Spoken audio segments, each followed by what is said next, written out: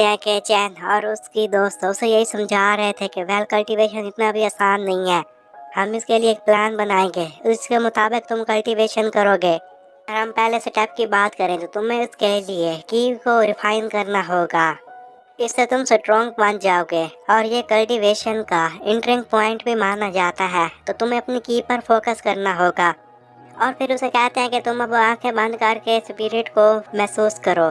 तो तभी वो नीचे बैठ जाता है और फिर कल्टीवेशन को स्टार्ट कर देता है ताकि अपनी की को बना सके। इस तरह वो अब किसी और ही दुनिया में पहुंच जाता है और वहां पर मौजूद एनर्जी को अब्सॉर्ब करने लग गया था और ये दोनों भी पोर्टल बनाकर उसी दुनिया में पहुंच जाते हैं। वहां पर मौजूद एनर्जी को देखने के बाद शैन तो यही कहती है कि यहाँ पर जो एनर्जी मौजूद है इससे तो ऐसा लग रहा है कि ये मेरिडियन बहुत जल्द बना लेगा। वो बेटा कल्टीवेशन नहीं किया जा रहा था तो तभी शैन की दोस्त आगे बढ़ती है। वो यही कहती है कि इसकी पावर देखकर तो ऐसा लग रहा है कि ये बहुत स्ट्रॉन्ग होने वाला है और इसने तो इसे जल्दी ही कंप्लीट कर लिया। अब उसकी एनर्जी अब्जॉर्ब करने की स्पीड काफी ज्यादा तेज हो गई थी और इस वजह से उसे काफी ज्यादा तकलीफ भी होती है।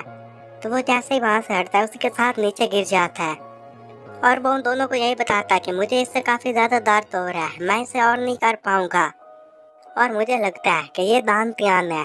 तो जैन कहते हैं कि अगर ऐसी बात है तो तुम आराम कर लो, यही तुम्हारे लिए जरूरी है। फिर वो दोनों आपस में इसी के बारे में बात करती हैं कि हमें इसे जल्दी से जल्दी कल्टीवेशन करना नहीं सिखाना चाहिए क्योंकि इसे ही दर्द होगा और हो सकता है कि इसे कोई तकलीफ भी हो और जख्मी भी हो जाए। फिर शैन आगे बढ़ते हैं, उसे कहते हैं कि जहाँ पर तुम्हें दर्द हो रहा है ना उसे हम दान त्यान का नाम देते हैं और फिर उसे अपर दान त्यान और लोअर दान त्यान के बारे में इंफॉर्मेशन देने लग जाती है। वो उसे यही बताती है कि जो लोअर दान त्यान होता है ना, अगर इसकी बात की जाए तो ये तुम्हारी एनर्जी अब्जॉर्बिंग में काफी ज्यादा काम आता है। अगर तुम्हारी कल्टीवेशन खराब होगी तो ये गंदा होता जाएगा, जितनी ज्यादा खराब कल्टीवेशन उतना ही इसका गंद बढ़ता जाएगा।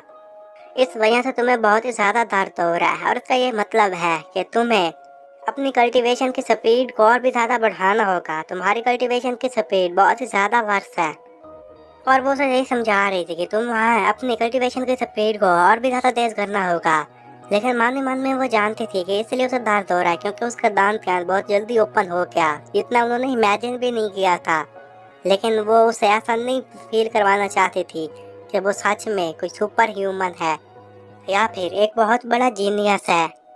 सूजी उन्हें कहता है कि ओके ओके, मैं तुम्हारी बात समझ गया। मुझे नहीं लगा था कि मेरा टैलेंट इतना ज़्यादा वेस्ट होगा, मुझे नहीं लगा था कि मैं कल्टीवेशन नहीं कर पाऊंगा और इतना ज़्यादा वीक होऊंगा।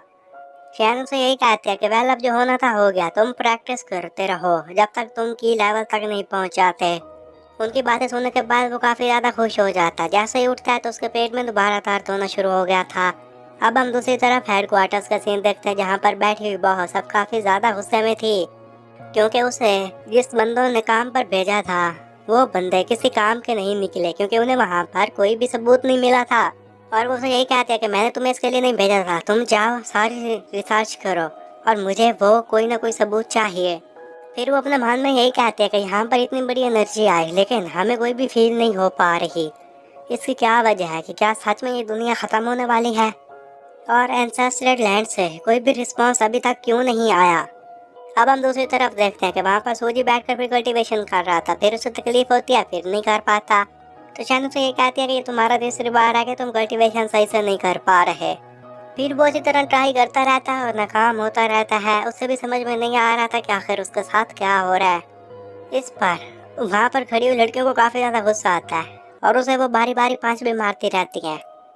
शैन उसे यही कहते हैं कि क्या मेरे पांच की दर्द हो रहा है? वो कहते हैं कि हाँ हो रहा है। तो वो कहती है कि ठीक है फिर तुम अच्छे से कल्टीवेशन करो, हम तुम्हें पांच नहीं मारेंगे। लेकिन वो दोबारा ट्राई करता है, दोबारा फेल हो जाता है। तो इस बार वो दोनों मिलकर उसे पांच मारती हैं। इससे तो वो एक बार ऊपर हवा में ही चला गया था। अब वो दोबारा जब कल्टीवेशन करने के लिए बैठता है, कहता है कि मुझे बहुत ज़्यादा दर्द हो रहा है, मुझे समझ में नहीं आ रही कि आखिर मैं कल्टीवेशन क्यों नहीं कर पा रहा। वो कल्टीवेशन कर रहा था तो वहाँ पर खड़ी हुई शैन यही कहती है कि ये पिछले 30 मिनट्स में 32 बार नाकाम हो चुका है, मुझे समझ में नहीं आ रहा कि इसे आखिर हो क्या गया है। उसकी दोस्त से यही कहते हैं क्यों ना हम इससे कल कल्टीवेशन करवाएं, आज के लिए इतना काफ़ी होगा। वो दोनों फिर इसी के बारे में बातें कर रही थी कि नहीं इसे आज ही करना होगा, अब कल किसने देखा है। तो वो जैसे ही आँख खोलता है ना उसे फिर कहती हैं अपनी आँख बंद करके अपनी कल्टीवेशन पर फोकस करो, यहाँ क्या देख रहे हो। अब उसकी एनर्जी ऑब्जर्विंग की लिमिट क्रॉस हो चुकी थी, तो तब भी वहाँ पर खड़ी हुई चैन के दोस्त उसकी हेल्प करते हैं ताकि उसे इसमें कोई तकलीफ ना हो और भी इसे ऑब्जर्विंग में डिस्टर्ब ना कर सके। जबकि दूसरी तरफ हम फिर उसी मॉन्क को देखते हैं जो कि वहाँ पर बैठा हुआ था, और फिर वहीं पर उसका लॉर्ड आ जाता है। और इसी के साथ ये एपिसोड यहीं पर ख़त्म हो जाता है।